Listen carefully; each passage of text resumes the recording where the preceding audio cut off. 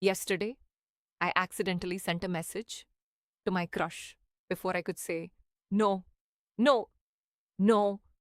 It was already sent, delivered. I froze. My heart started beating faster. What should I do? Should I delete it or pretend nothing happened? Then I saw something typing. Oh no, he's replying. I wasn't ready. 1,000 thoughts started running through my mind. Why am I like this? I always do something silly. Where was my attention? Finally, his message arrived. I looked at my phone, but I couldn't open it. I was too nervous. I took a deep breath. Slowly, I opened the message. It said, "Don't worry.